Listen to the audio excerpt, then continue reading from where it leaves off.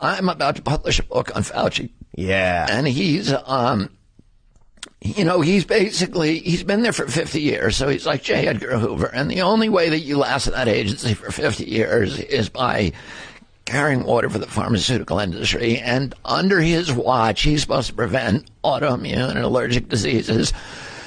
Under his watch, chronic disease has gone from affecting 12% of the American population to 54%. We take more pharmaceutical drugs than anybody in the world. We pay the highest prices. So he's made this country a pharmaceutical nation. Yeah, my brother's allergic to sesame seeds. But, exactly. And the way that you get allergies is from the aluminum adjuvant in the vaccine, which is put in that vaccine to initiate an allergic response. And so if you have sesame seed oil as an excipient in the vaccine, or if you're eating sesame seeds when you have that aluminum adjuvant in you, it can provoke a permanent allergy. And if you look, you don't know anybody who is my age who has food allergies. Very, very hard to find. I think it's 1 in something like 1,300. And today, today if you're born after, kill half a football team. Yeah, you know what I'm saying? Everybody's after got a 1989. So anybody who was born after 89, I think it's 1 in 12 now. Autism went from 1 in 10,000 in my generation to 1 in every 34 kids. And it's the same with all these chronic diseases that are all listed as side effects. The Moderna vaccine was completely developed by Tony Fauci. He hands it to a private group. They put $2 billion of federal money into allowing them to develop it.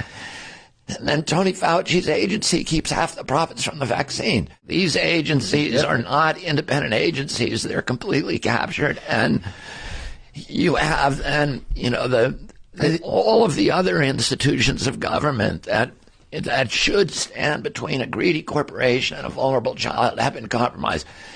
Congress gets more money, lobbying money from the pharmaceutical industry than any other industry. They give them double what oil and gas. I'm talking about lobbyists.